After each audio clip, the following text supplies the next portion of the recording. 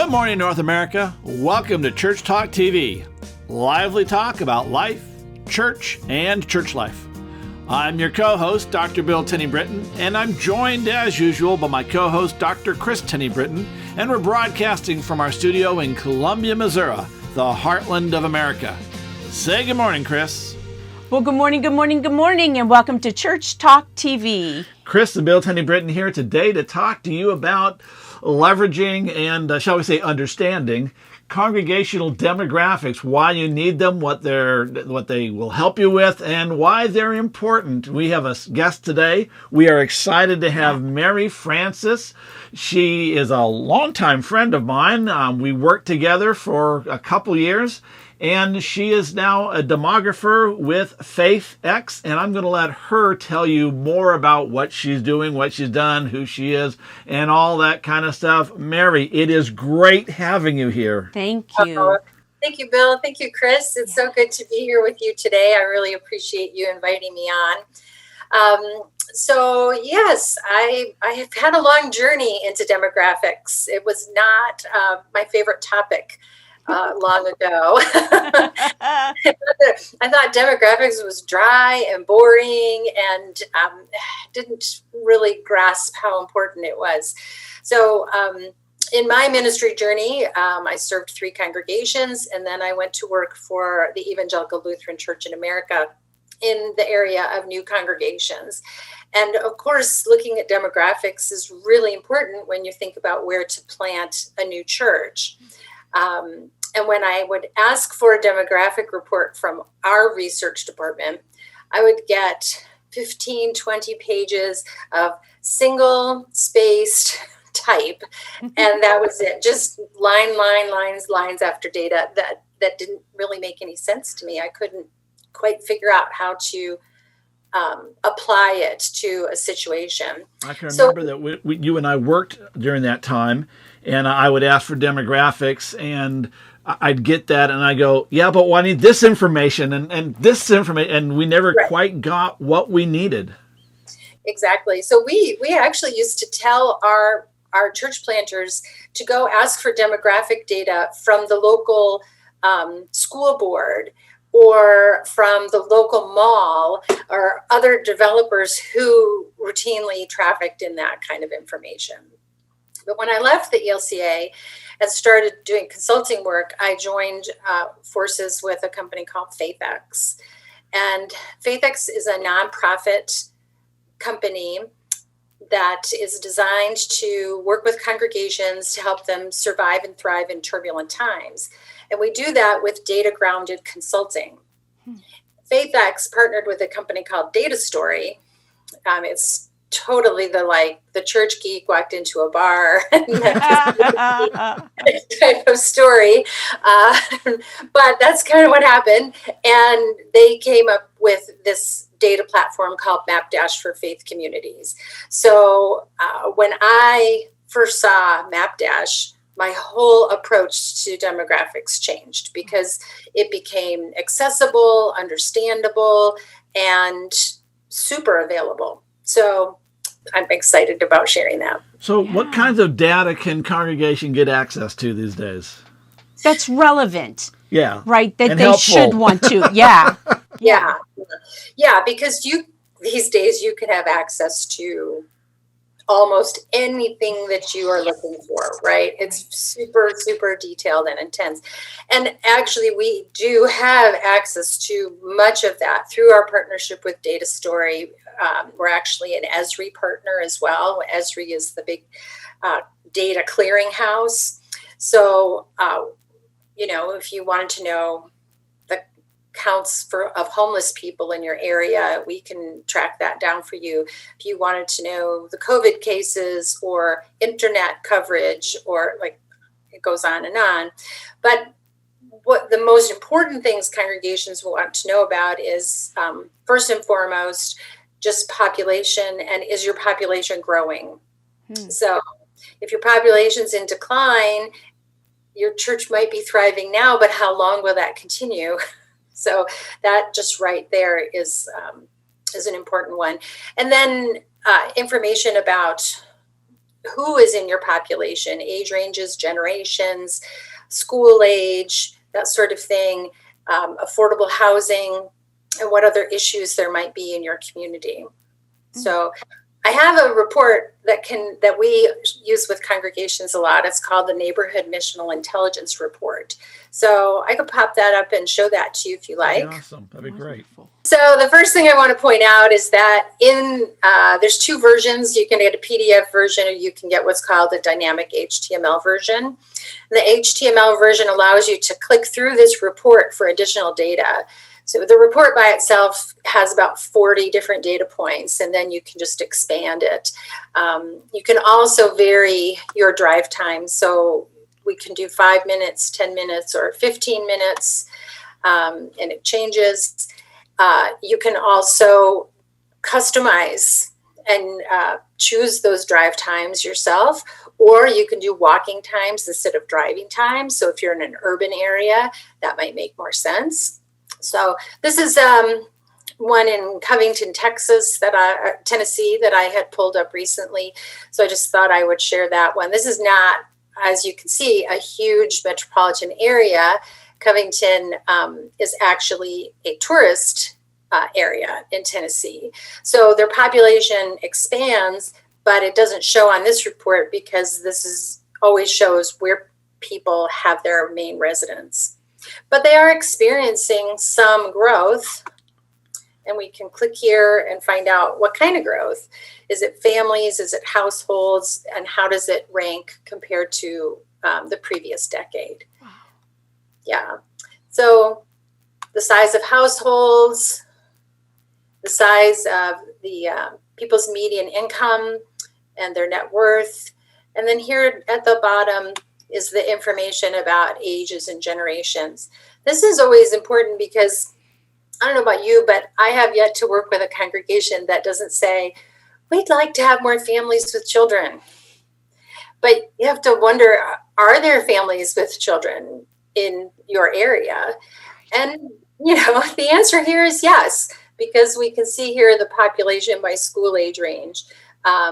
There's in the hundreds. I just did one of these for another congregation where these numbers up the side were thousands. Wow. And then I did one for a smaller area where this was 10 and this was 20. I was like, nope, you don't have a lot of kids in your area. Time to look at senior ministries. Exactly. Yeah. So, and the median age also informs us about that, because the median age of 38. So you've got people who are, married, having children, that sort of thing. Diversity information is always important, and this shows the trend of how diversity is growing in this area. Esri divides all of us into what we call, they call tapestry segments. And within those segments, there's lifestyles. So we get a little of the lifestyle information, and we can just click through here, and it tells us what southern satellites are like. And then we can click here, and we'll get a one-page report. So this goes more than that one paragraph. And then if I click here, you can get a full 4-page report about the type of people who are in this category. So it gets, like I said, you can just keep going deeper and deeper in that way. So what do churches do with this information? Yeah, let me share with you about that, because there is a second page here. And this one is the one that we call risk factors.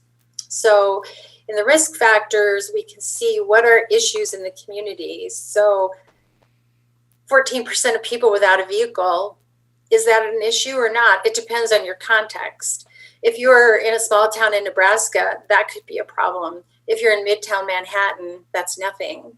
But we get to see where things could be impacting people's lives, how much money they're spending on childcare, do they have good access to the internet, how many households are in poverty. And then the two other things I really want to highlight here are the unemployment numbers and how relevant that is to the medical coverage. because we have 43% of people who get their health coverage from their employer.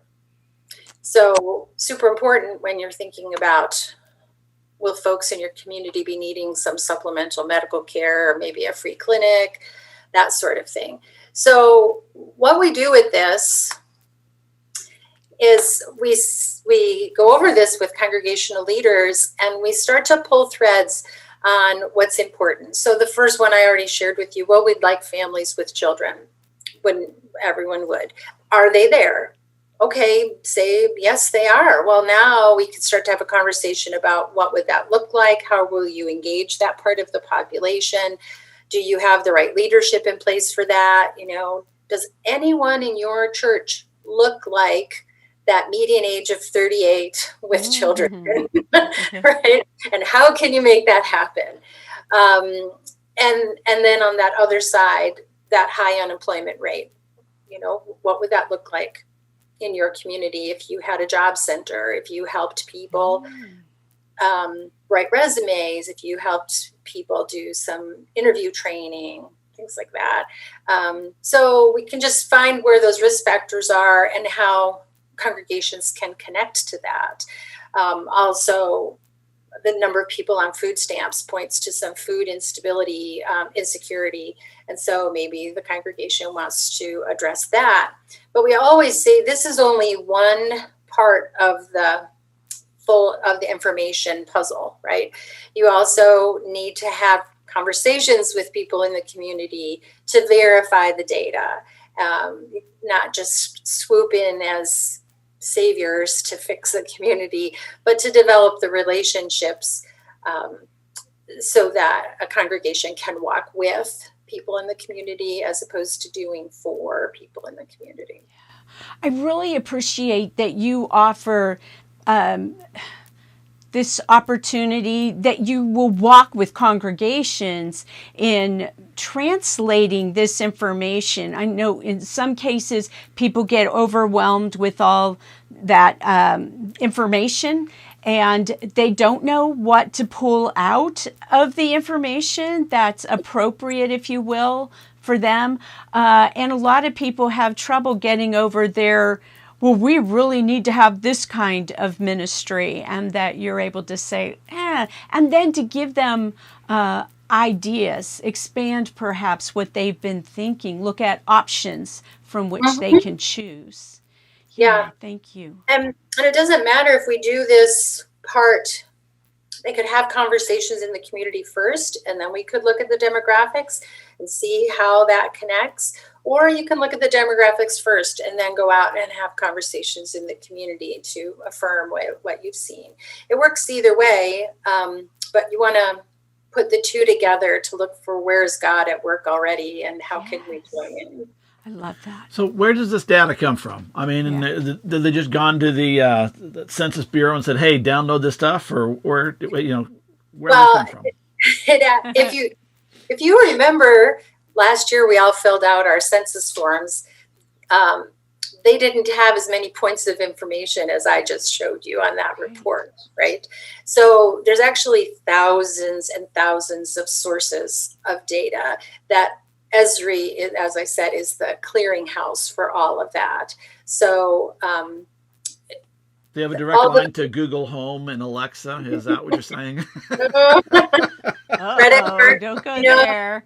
Utility companies, credit card companies, Social Security Administration, all those sorts of things are available, and they use that. There's even, if you were thinking about buying a piece of property for a church, we could get the information on traffic counts in front of that property. Wow. And most of the information that we use is information that can be updated annually. The unemployment information is updated monthly, but everything else can be updated at least once a year. So we don't wait 10 years for another census to update our information, which some data companies do. I was going to say the data companies that I've worked with over the years, it was updated, once every while. Yeah. Sometimes a long while. And I know that looking at the lifestyle stuff, that they were running off stuff that was decades old, and it's like, oh, Yeah. okay, so yeah, Right. Yeah. Right. No, everything can be updated unless it's something that they just don't update, like those traffic counts that I mentioned.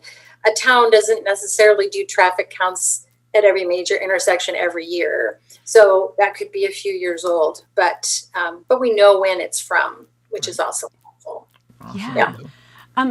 So is there anything else you'd like to share with our audience, the pastors, congregational leaders, paid and unpaid? Of course. So I think one of the most exciting things about this data is indeed the accessibility. And I don't just mean how easy it was for me to point and click, but financially. That report that I just showed you is $250. Wow. So, right. So and if you want some, a guided tour, then it's a little bit more, but still very reasonable. But I would like to offer that if I can't offer those whole reports for free, but if there's like one map, if you'd like to see a population growth map or a diversity map or something like that, I'd be happy to send that out to you for free. Just drop me an email at mary@faithx.net. And it's right there on the screen for you. And so if they want to go beyond and they are interested in pursuing further, same email address, or do they send them to the website or what? Okay. Yeah, no, they can just come to send to that email address. We also have, if you do want to go to our website at faithx.net, we have a free congregational vitality assessment. So then you can look at how's your congregation doing in addition to what's going on in the community and put those two things together. Awesome. Now you're just heading toward a strategic plan. Yes. And now churches don't have an excuse to explore what some more options may be for them before they choose. Absolutely. Yeah. All right. Well, we are almost out of time, but I want to talk just a moment about our small church workbook. Not every church is a big church. And in fact, I'm sure that Mary works with mostly small churches because that's mostly what we have in the United States. And the small church workbook is there to help you to look at the ministry and the unique ministry style and types that are necessary for you to reach your community and to grow your church. And of course, a good demographics report will help you a lot. You can get the small church workbook at effectivechurch.net.